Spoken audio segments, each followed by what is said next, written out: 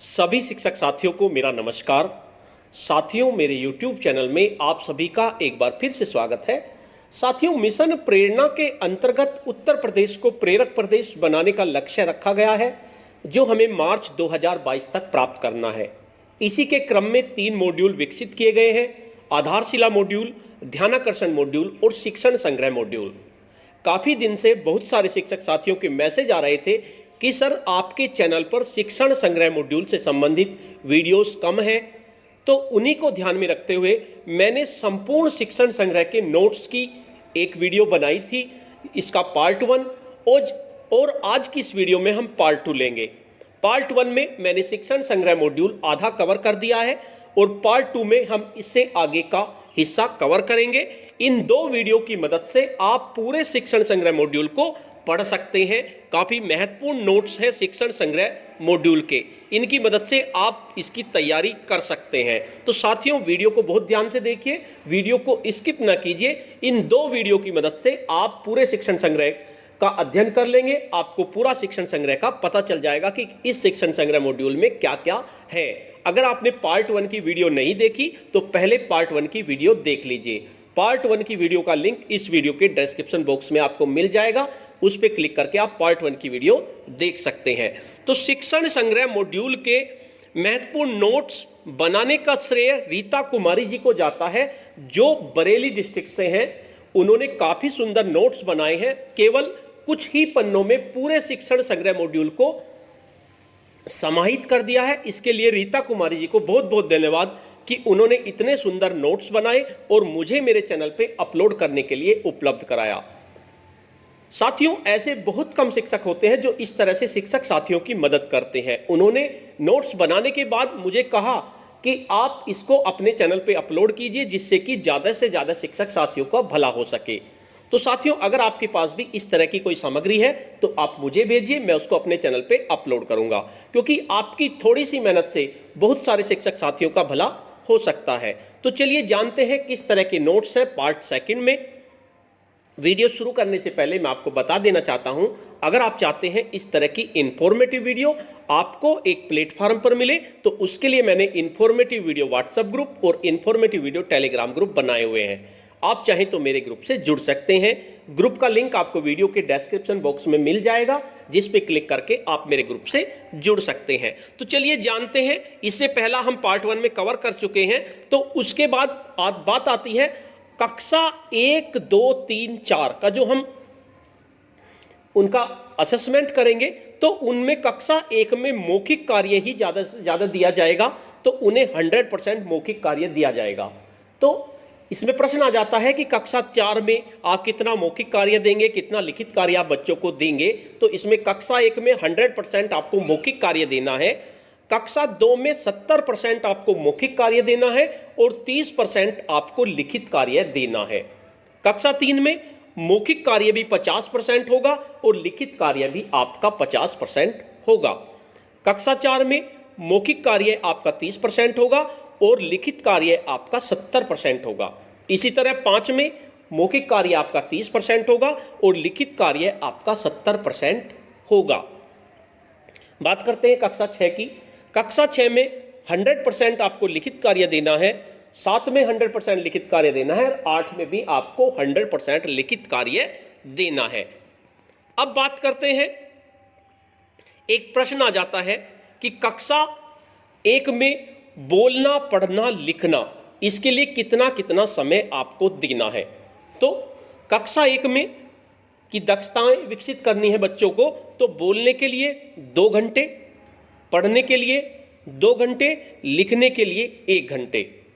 यानी विद्यालय समावधि अगर आपकी 7 से 1 बजे की है, यानी 6 घंटे की है, और 9 से 3 में भी आपका 6 घंटे का है, 30 मिनट आपका एमडीएम का है। ये समय सारणी है, इसका आपको ध्यान करना है। 30 मिनट का एमडीएम है, 30 मिनट की आपकी प्रेयर है और 20 मिनट की प्री एक्टिविटीज आपकी हैं। कक्षा शिक्षण की अवधि आपकी 4 आवर्स 40 मिनट्स की है, यानी कुल मिलाकर 280 मिनट की है। ये आपको याद रखना है। 280 मिनट का मतलब 35-35 मिनट के आपके 8 पीरियड होते हैं। तो इनका आपको ध्यान रखना है कि विद्यालय समयावधि किस किस तरह से आपकी होगी। अब बात करते हैं दक्षताएं विकसित करने के लिए कक्षा 1 में बोलने के लिए आप 2 घंटे देंगे बच्चों को, पढ़ने के लिए भी 2 घंटे देंगे और लिखने के लिए आप 1 घंटा देंगे। इसी तरह से कक्षा 2 में बोलने के लिए 2 घंटे, पढ़ने के लिए 2 घंटे और लिखने के लिए आप बच्चों को 1 घंटा देंगे। कक्षा 3 में बोलने के लिए 1 घंटा 30 मिनट, पढ़ने के लिए भी 1 घंटा 30 मिनट, लेकिन लिखने के लिए 2 घंटा आपको देना है दक्षताएं विकसित करने के लिए।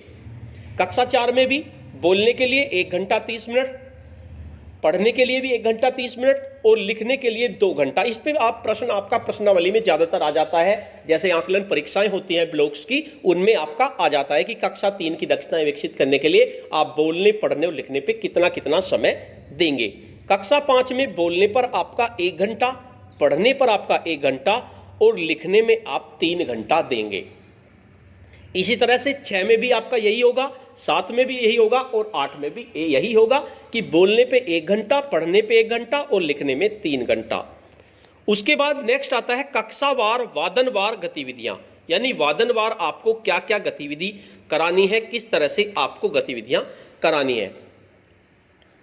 अगर आपको 40 मिनट का आपका एक वादन है या 35 मिनट का एक वादन है, तो आपको बोलने में कक्षा 1 और 2 में 15 मिनट देनी है, 15 में पढ़ने में भी 15 मिनट देनी है और लिखने में आपको 5 मिनट देनी है। तो कुल मिलाकर आपकी 35 मिनट हो जाती हैं।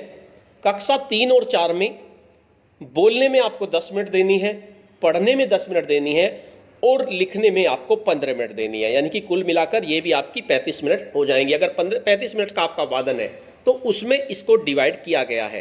कक्षा 5 से लेकर 8 तक बोलने में आपको 7 मिनट देनी है, पढ़ने में आपको 8 मिनट देनी है और लिखने में आपको 20 मिनट देनी है, यानी इस तरह से 35 मिनट आपको डिवाइड करनी है कक्षावार।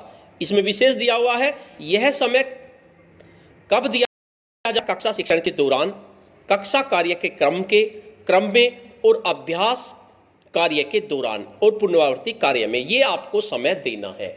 इस तरह से आपको शिक्षण योजना डिवाइड करनी है। तो ये आपका हुआ। नेक्स्ट आता है विद्यालय में आईसीटी उपयोग के क्षेत्र। ये बहुत शॉर्ट नोट्स हैं आपके शिक्षण संग्रह मॉड्यूल के। अगर आपने इन 2 वीडियो को 2-3 बार देख लिया तो आपका पूरा शिक्षण संग्रह मॉड्यूल आपके याद हो जाएगा। रीता कुमारी जी ने काफी सुंदर नोट्स बनाए हैं, काफी मेहनत की है नोट्स को बनाने में, इसके लिए उन्हें बहुत बहुत धन्यवाद। विद्यालय में आईसीटी उपयोग के क्षेत्र क्या क्या होंगे? कक्षा शिक्षण, व्यवहार परिवर्तन, कौशल विकास, विद्यालय प्रबंधन, सूचना प्रबंधन, व्यावसायिक दक्षता में वृद्धि करना, शिक्षक प्रशिक्षण, लर्निंग असेसमेंट और गतिविधियों के संचालन में। तो ये आपके उपयोग के क्षेत्र होंगे आईसीटी के।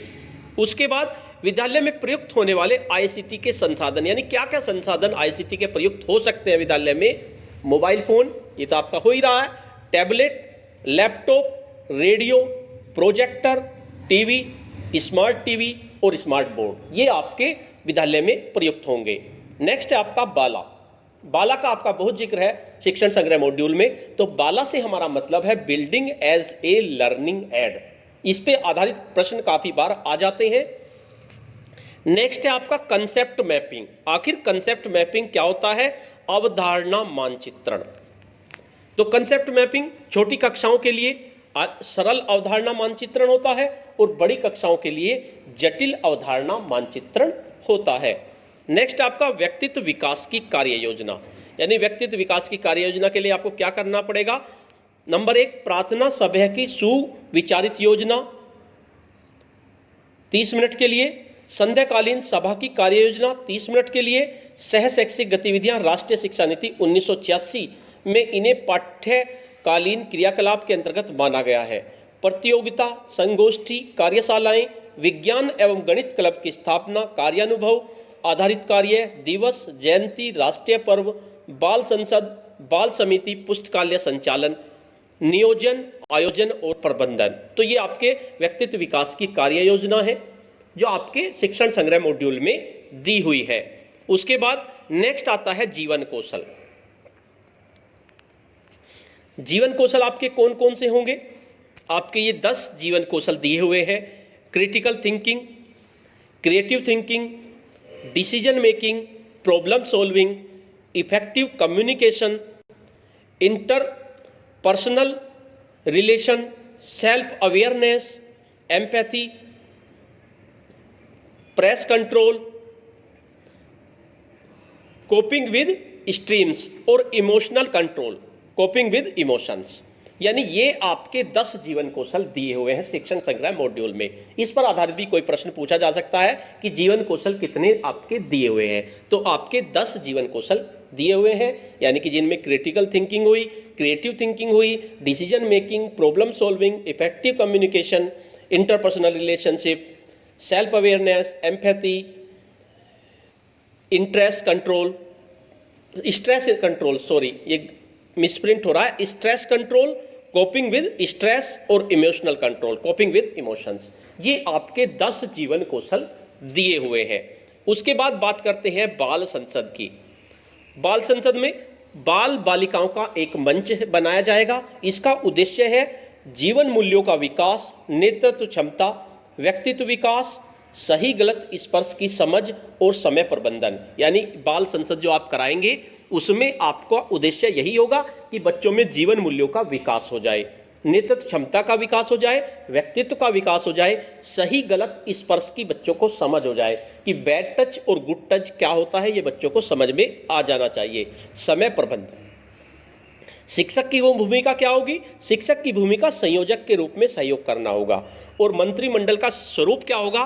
प्रधानमंत्री, फिर उप प्रधानमंत्री, प्रधानमंत्री और उप प्रधानमंत्री में से दोनों में से एक छात्रा को आपको बनाना है। या तो प्रधानमंत्री बना दीजिए या उप प्रधानमंत्री आपको बना दीजिए। शिक्षा मंत्री, उप शिक्षा मंत्री, स्वास्थ्य और स्वच्छता मंत्री, उप स्वास्थ्य और मंत्री, जल और कृषि मंत्री, उप जल और कृषि मंत्री, पुस्तकालय एवं विज्ञान मंत्री, उप पुस्तकालय एवं विज्ञान मंत्री, सांस्कृतिक खेल मंत्री, उप सांस्कृतिक एवं खेल मंत्री एवं सह मीना मंच मंत्री, अनिवार्य रूप से छात्रा। ये तो इस प्रकार आपको मंत्रिमंडल का स्वरूप बनाना है, यानी मंत्रिमंडल का आपको गठन करना है। इसमें यही ध्यान रखना है कि प्रधानमंत्री और उप प्रधानमंत्री दोनों में से एक पद आपको छात्रा को देना है। इसके साथ साथ शिक्षा मंत्री, उप शिक्षा मंत्री, इनमें से एक पद छात्रा को दे दीजिए। स्वास्थ्य और स्वच्छता मंत्री और उप स्वास्थ्य मंत्री, इनमें से एक छात्र को और एक छात्रा को, यानी कि आपको दोनों का प्रतिनिधित्व होना चाहिए, छात्र का भी और छात्रा का भी। और सह मीना मंच मंत्री जो आपकी बनेगी वो अनिवार्य रूप से छात्रा बनेगी। तो इस तरह से आपको एक मंत्रिमंडल का गठन करना है बच्चों का, ताकि बच्चे अपनी जिम्मेदारी को समझें, उन्हें एहसास हो किस तरह से जिम्मेदारी निभाई जाती है। अब बात करते हैं सीखने के लिए आकलन। इसमें सीखने के लिए आकलन दिए हुए हैं। इसमें सुमेटिव असेसमेंट यानी कि अंक आधारित आपका आकलन करेंगे। इसके बाद फॉर्मेटिव असेसमेंट यानी रचनात्मक आकलन करेंगे, और कंटिन्यूअस एंड कंप्रीहेंसिव असेसमेंट सतत और व्यापक आकलन, यानी 3 तरह के आकलन आपके दिए हुए हैं। अंक आधारित, सुमेटिव असेसमेंट, रचनात्मक आकलन यानी कि फॉर्मेटिव असेसमेंट, और तीसरा आपका सतत और व्यापक आकलन यानी continuous and comprehensive assessment. Next आता है आपका विद्यालय नेतृत्व। यह भी इसमें आपका शिक्षण संग्रह मॉड्यूल में दिया हुआ है, यानी विद्यालय नेतृत्व। इस पर भी आधारित प्रश्न आ जाता है कि नेतृत्व कितने प्रकार का होता है। तो विद्यालय का नेतृत्व आपका 3 प्रकार के होंगे। पहला निरंकुश या सत्ताधारी नेतृत्व, दूसरा आपका आएगा लोकतांत्रिक या सहयोगी शैली, और तीसरा आपका स्वतंत्र शैली। तो ये आपके नेतृत्व होंगे। उसके बाद एक आदर्श विद्यालय के विजन क्या क्या होंगे? विद्यालय कोई जड़ चीज नहीं है, वहां अपार संभावनाओं से भरे बच्चे होते हैं और विविध प्रकार से सीखने के अवसर उपलब्ध कराने में समर्थ शिक्षक होते हैं। अब आपको स्मार्ट लक्ष्य निर्धारण, स्मार्ट भी आपका उसमें शिक्षण संग्रह मॉड्यूल में दिया गया है। इससे रिलेटेड प्रश्न भी आपका आ जाता है कि स्मार्ट का मतलब क्या है। तो स्मार्ट लक्ष्य निर्धारण, स्मार्ट का मतलब एस से हमारा मतलब है स्पेसिफिक, एम से मतलब है मेजरेबल, ए से मतलब है अचीवेबल यानी जो प्राप्त किया जा सके, आर से रियलिस्टिक और टी से टाइम बाउंड। तो स्मार्ट की फुल फॉर्म आपकी प्रश्नों में अक्सर आ जाती है। नेक्स्ट आपका व्यावसायिक दक्षता का विकास। कोई भी पूर्ण नहीं होता, शिक्षा अनवरत चलने वाली प्रक्रिया होती है। नेक्स्ट आपका आता है परिशिष्ट। इसमें परिशिष्ट दिए हुए हैं आपके इसमें क्या क्या परिशिष्ट है? प्रमुख शिक्षण अधिगम कक्षा 1 से 8 तक के आपको शिक्षण अधिगम परिणाम दिए हुए हैं। इनमें विषय आपके हिंदी, गणित, अंग्रेजी और विज्ञान कक्षा 6, 7, 8 के दिए हुए हैं। उसके बाद नंबर 2 पे शिक्षण योजनाएं, सीखने सिखाने की प्रक्रिया और शिक्षण की सफलता शिक्षण योजना पर निर्भर करती है, ये आपको दिया हुआ है। तीसरा, कुछ शैक्षिक गतिविधियां दी हुई है। नंबर 4, राष्ट्रीय पाठ्यचर्या की रूपरेखा 2005 के बारे में उसमें बताया गया है परिशिष्ट में। क्या क्या संक्षिप्त बता देता हूं मैं आपको। जुलाई 2004 में संशोधन करने का निर्णय किया गया एनसीईआरटी द्वारा, प्रोफेसर यशपाल की अध्यक्षता में। यानी यह भी आपका नाम आ जाता है कि राष्ट्रीय पाठ्यचर्या के निर्माण में 2005 के निर्माण में किसने प्रमुख योगदान दिया? तो प्रोफेसर यशपाल शर्मा की अध्यक्षता में राष्ट्रीय संचालन समिति का गठन किया गया था। राष्ट्रीय पाठ्यचर्या की रूपरेखा 2005 नामक दस्तावेज तैयार किया गया और रविंद्रनाथ टैगोर के निबंध सभ्यता और संस्कृति के अंश से इसे आरंभ किया गया। तो ये आपको याद रखना है। नेक्स्ट है आपका निःशुल्क और अनिवार्य बाल शिक्षा का अधिकार अधिनियम, इसमें दिया हुआ है शिक्षण संग्रह मॉड्यूल में। क्या है ये? 2009 के अंतर्गत गुणवत्तापूर्ण शिक्षा के घटकों की चर्चा, जीवंत और समृद्ध विद्यालय, एक श्रेष्ठ और पूर्ण बच्चे, 1 अप्रैल 2010 को आरटीई 2009 सभी राज्यों में लागू हो गया था। 1870 में ब्रिटेन में अनिवार्य शिक्षा अधिनियम पारित हुआ था। 1882 में हंटर कमीशन से ज्योतिबा फूले द्वारा अनिवार्य शिक्षा प्रदान करने की मांग की गई। 1906 में इंपीरियल लेजिस्लेटिव असेंबली से श्री गोपाल कृष्ण गोखले द्वारा मांग रखी गई। 1937 में वर्धा में गांधी जी द्वारा राष्ट्रीय शिक्षा परिषद की बैठक की मांग रखी गई। उसके साथ साथ नीति निर्देशक तत्वों के अनुच्छेद 45 के अनुसार 6 से 14 वर्ष की आयु तक फ्री एजुकेशन। उसके बाद 86वां संविधान संशोधन आपका हुआ था 2002 में। इसके अंतर्गत मूल अधिकारों में अनुच्छेद 21A सम्मिलित किया गया, यानी 86वें संविधान संशोधन में आपका 2012 में। ये भी आपके शिक्षण संग्रह मॉड्यूल में दिए हुए हैं परिशिष्ट में, जिनको आपको ध्यान से पढ़ना है। उसके बाद नेक्स्ट आपका है नंबर 6 पे उपयोगी केस स्टडीज या वृत्तांत दिए हुए हैं। 7 पे उपयोगी शैक्षिक वेबसाइट दी हुई है, ये आपके परिशिष्ट हैं सारे। 8 पे प्रार्थनाएं और समूह गान संग्रह दिए गए हैं। 9 पर प्रमुख जयंतियों और दिवसों की जानकारी दी हुई है। और नंबर 10 पे शिक्षा संबंधी उपयोगी साहित्य की सूची दी हुई है। और नंबर 11 पे बेसिक शिक्षा विभाग की प्रशासनिक व्यवस्था दी गई है। नंबर 12 पे अन्य विभागों से सहयोग और समन्वय। और नंबर 13 पे उपयोगी शब्दावली। और नंबर 14 पे महत्वपूर्ण संपर्क सूत्र। ये सब आपके दिए हुए हैं। तो काफी सुंदर नोट्स बनाए हैं रीता कुमारी जी ने, जो ब्लॉक 11 में बरेली जनपद से सहायक अध्यापिका के पद पर कार्यरत हैं। काफी सुंदर शिक्षण योजना, शिक्षण के नोट्स, शिक्षण संग्रह मॉड्यूल के नोट्स उन्होंने बनाए हैं। इसके लिए उन्हें बहुत बहुत धन्यवाद। तो साथियों, आज की वीडियो में इतना ही। आप पहले पार्ट्स को देख लीजिए। पहले पार्ट्स का लिंक आपको इसी वीडियो के डिस्क्रिप्शन बॉक्स में मिल जाएगा। उस पर क्लिक करके आप सारे नोट्स को पढ़ सकते हैं। तो साथियों, आपको ये वीडियो कैसी लगी? अगर आपको ये वीडियो अच्छी लगी तो इस वीडियो को लाइक कीजिए, शेयर कीजिए और वीडियो पे कमेंट्स कीजिए। और अगर आप मेरे चैनल पे नए हैं, पहली बार चैनल को देख रहे हैं, तो चैनल को सब्सक्राइब कर लीजिए, तब बेल के आइकन को प्रेस कर दीजिए, जिससे कि आपको नेक्स्ट वीडियो का नोटिफिकेशन मिल सके। धन्यवाद।